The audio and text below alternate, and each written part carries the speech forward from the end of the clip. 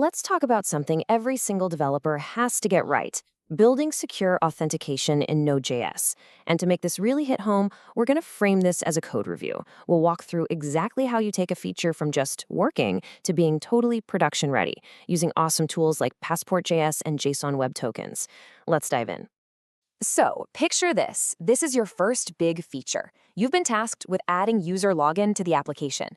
You've coded it up, it works perfectly on your machine, and you just hit submit on that pull request. Now you see your senior developer is taking a look. And hey, the first comment comes in and it's positive. The core logic is there, which is fantastic. But here's the thing: working is not the same as production ready. So now, this is where the fun really begins. We get to harden this feature and make it secure, robust, and ready to scale. Okay, first things first, we have to secure those user credentials. Before we even think about processing a login, our absolute #1 focus has got to be handling the user's email and password with extreme care. This is our first line of defense, and we can't mess it up. So here's a crucial point: you can never trust user input, ever. Before your code even dreams of touching the database or doing any kind of cryptography, you have to validate everything. Is the email field actually an email? Is the password strong enough? Are there any sneaky characters in there trying to inject malicious code? We've got to check all of this right at the front door.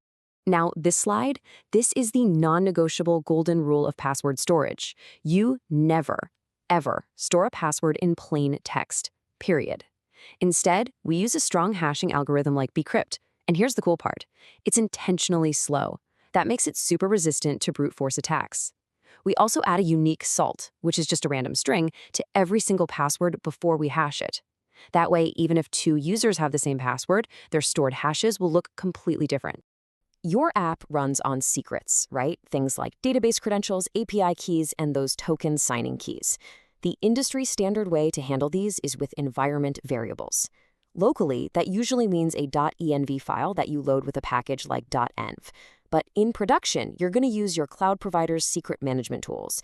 And the biggest rule of all here: your .env files should never, under any circumstances, be committed to version control. All right, so we've securely handled the user's credentials. They've proven they are who they say they are. Now, we need to give them a way to stay logged in while they click around the app. This is where we issue them their digital keycard. And to do that, we're going to use Passport.js. It's pretty much the go-to authentication middleware for Node.js. The reason everyone loves it is because it's so flexible. It uses this concept called strategies. You can find and plug in a strategy for almost any kind of authentication you can possibly think of. Now, with Passport, we've got two main approaches we're looking at: local and JWT. The local strategy is what we call stateful.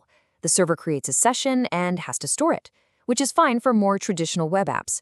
But for modern APIs, we almost always prefer a stateless approach using something called JSON Web Tokens, or JWTs. With a JWT, the server doesn't have to remember anything, which is a huge win.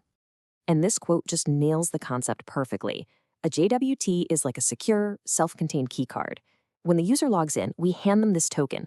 It's got information packed inside it, like their user ID and an expiration date, and it's all been cryptographically signed by our server. So whenever they want to access something, they just flash us the keycard. Simple as that. Okay, so the user has their keycard. Now what? Well, we need to post a security guard at the door of every sensitive part of our application. Like the user's profile page or the settings API. We can't just let anyone wander in.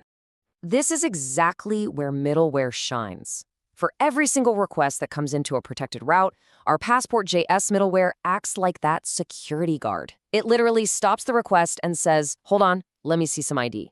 It looks for that JWT in the authorization header and verifies its signature.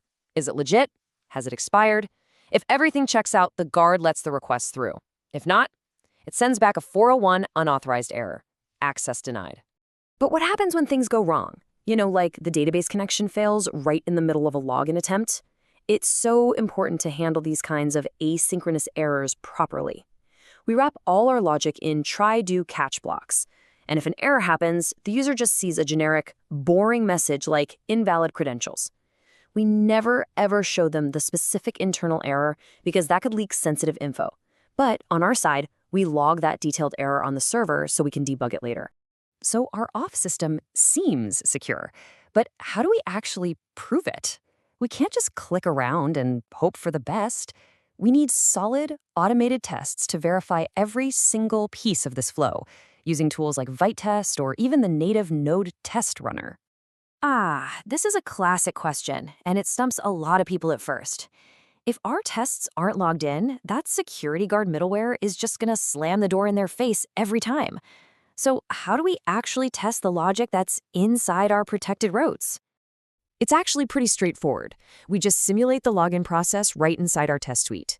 In the setup part of our test, we create a test user, generate a valid JWT for them, and save it. Then, for every test that needs to hit a protected route, we just attach that token to the authorization header. That way, our test requests look just like real authenticated requests, and they can waltz right past the guard. And for those times when a test fails and you can't figure out why, the Node-inspect flag is your absolute best friend. It starts your application with a debugger attached, which means you can connect to it with your browser's DevTools. Then you can set breakpoints, pause the code, and step through your authentication flow line by line to see exactly what's going on. It's a lifesaver for hunting down tricky bugs. Okay, we're almost there. The logic is solid, it's secure, and it's well tested. The very last step in this review is making sure it can actually handle the real world. We need to start thinking about performance and, more importantly, about scale. When it comes to scaling in Node.js, we've got two main tools in our build: the cluster module and worker threads. Think of it this way.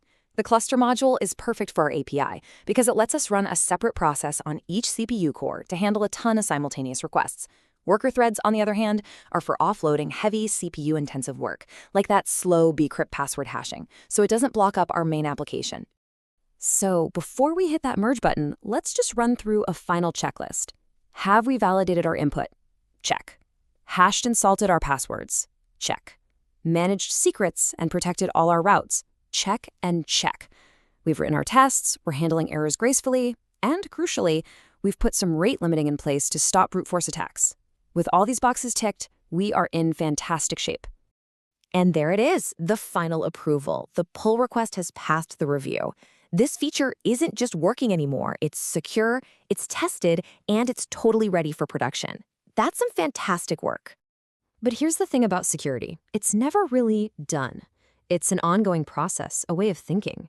Now that you've totally nailed authentication, what's the next potential threat on your radar? Thanks for joining me on this one, and as always, keep building securely. All right,